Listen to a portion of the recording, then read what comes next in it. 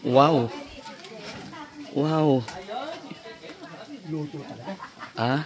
Lutong-luto. Lutong-luto? Juicy. Sarap talaga. Oh. Yung may balat-balat. Yan ang masarap eh. Yan, oh. Nakakagigil. Oh. Uy, ano gara? Oh, kumukulo. Oh, yan. Okay na yan. Napakalaki. Oh, yan. Yan. Oh. Oh, tikman mo. Pakita mo. Masarap talaga yung lechon baka, the best. Ayan, luto na po siya. At iniintay na po yung mga bisita. Punta na po kayo dito. Napakasarap niyan. Napakalambot. Ay, ako po, ayan o. Ano lasa pare? Mainit. Tol, tayo tol. Luto na po yung ating lechon baka.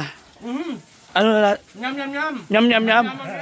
Ang sabi kasi, pag daw kakainin ng baka, kailangan nakasalang. Parang napakahirap pa. Mainit eh. Yeah, ganyan, no? Ang laki. Oh. Sige, humiwa kayo ng humiwa. Humiwa muna kayo, lakihan nyo, aba. Mainit? Kuha na. Hati-hati, lakihan mo, Adan. Lakihan mo nga naman, Adan. Oh. Dito sa may bato. Ito. Yes, Dan. Yeah. Lakihan mo dyan. Oh, sige. Sige. Yeah. Lakihan mo konti. Lakihan mo lang.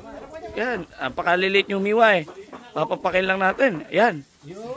Sige, lakihan mo. Yan, oh, next.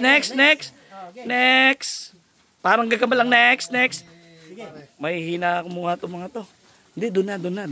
Doon natin titikman yan. Oh, usgahan nyo. Yun, idol, go. Lakihan mo. Mahirap pala kumain ng baka. Kailangan daw kasi nakasalang eh. Hindi ba pwedeng hanguin muna? Kukunat eh. Ganon? Is init pala. Eh po, luto na yung ating baka. Ngayon, syempre, titikman natin yan. Ay, ulitin ko.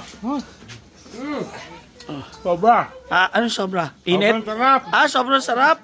Patrick. Ano? Sarap? Ano? Umunguya ka na eh.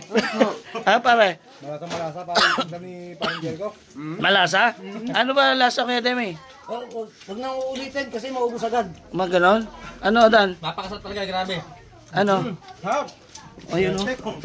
Dami. Tikman ko din. Tayo lang eh. Mainit. Pero masarap. Kasi iba kasi yung lechon eh. Siyempre dapat tikman din natin yan.